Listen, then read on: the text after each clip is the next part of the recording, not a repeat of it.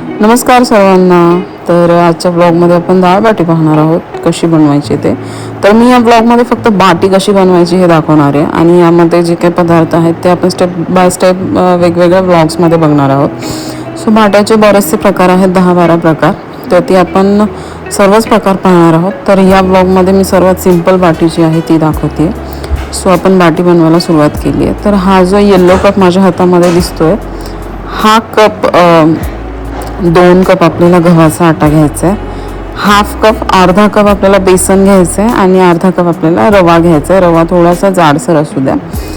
त्यानंतर यामध्ये हळद टाकायची आहे, छोटा चम्मच. त्यानंतर आपल्याला याच्यामध्ये धने पावडर टाकायची आहे किंवा अख्खे धने क्रश करून टाकले तरी चालतात. त्यानंतर नमक स्वादानुसार, ज्याला जसं लागतं तसं. त्यानंतर खायचा सोडा थोडासा टाकायचा आहे. ओवा टाकायचा आहे क्रश करून आणि मोयण द्यायची आहे तेलाची किंवा तुपाची. सो मी इथे तेलाची दिली आहे मोयण. आणि आता हे सर्व मिक्सचर जे आहे आपल्याला सर्व व्यवस्थित मिक्स करून घ्यायचं आहे आणि कोमट पाण्याने हा आटा आपल्याला बनवून घ्यायचा आहे. आटा तर तयार आहे. याच्या बाट्या कशा बनवायच्या तेही दाखवते मी. सो आपल्याला ह्या बाट्या आटाला छान मळल्यासारखं करायचं आहे परत हातामध्ये आणि त्याच्या जसं मी दाखवलं आहे तसं करून घेऊनच त्याच्या बाट्या बनवायच्यात. म्हणजे डायरेक्टली आपण बाट्या बनवल्या त्याच्या तर त्यामध्ये कच्च्या राहू शकतात. त्यामुळे आपल्याला असं मळूनच त्याच्या बाट्या करायच्या आहेत. सो जसं साईज आपल्याला पाहिजे ह्याच्यापेक्षा छोटेही करू शकतो आपण किंवा ह्याच्यापेक्षा मोठंसुद्धा बाट्या करू शकतो. सो मी ह्या साईजच्या सर्व बाट्या करून घेणार आहे. या बाट्या झाल्याच्या नंतर आपल्याला हे जे बाटी पात्र किंवा बाटी ओव्हन म्हणतात त्याला, यामध्ये आपल्याला त्या भाजून घ्यायच्या आहेत. ह्या ओव्हनला प्रीहीट करायची काही गरज नाही आहे. तुम्ही गॅसवर ठेवून लगेच त्यावरती बाट्या शेकून घेऊ शकता.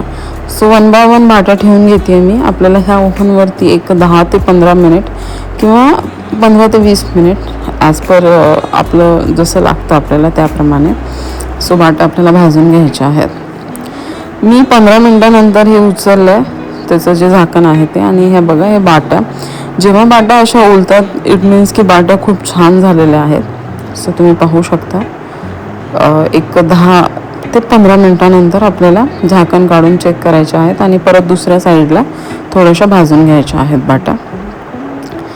आणि जेवढं जास्त उलतील बाट्या तेवढं जास्त चांगलं. यानंतर मी डाळ बनवून घेते. सो इझी आहे ही डाळ. आपण जसं आंबट वरण म्हणतात आपल्याकडे त्याप्रमाणेच आहे, पण थोडंसं गुळाचं प्रमाण थोडंसं जास्त असतं त्यामध्ये.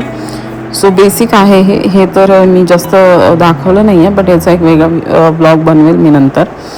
सो कांदा, टोमॅटो, अद्रक लसूण पेस्ट, कढीपत्ता आणि बेसिक मसाला टाकून आपल्याला ही डाळ बनवून घ्यायची आहे. चिंच, गूळ किंवा आमसूल पावडरही यूज करू शकता तुम्ही.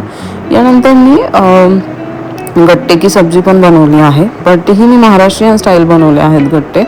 आणि गट्ट्याची जी स्टाईल आहे ती थोडीशी वेगळी आहे. हा मला एक व्लॉग बनवायचा आहे की महाराष्ट्रीयन गट्टे आणि राजस्थानी गट्टे किती वेगवेगळे असतात ते. सो ही मी भाजी फक्त दाखवली यामध्ये, ह्याचं पूर्ण नाही दाखवलं. यावरती एक वेगळा ब्लॉग येईल नंतर.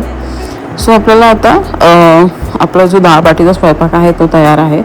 बाट्या झाल्याच्या नंतर आपल्याला त्या तुपात बुडून वाढायच्या आहेत, कारण जोपर्यंत आपण तुपात बुडून अशा बाट्या वाढत नाही तोपर्यंत त्याची टेस्ट तेवढी चांगली लागत नाही.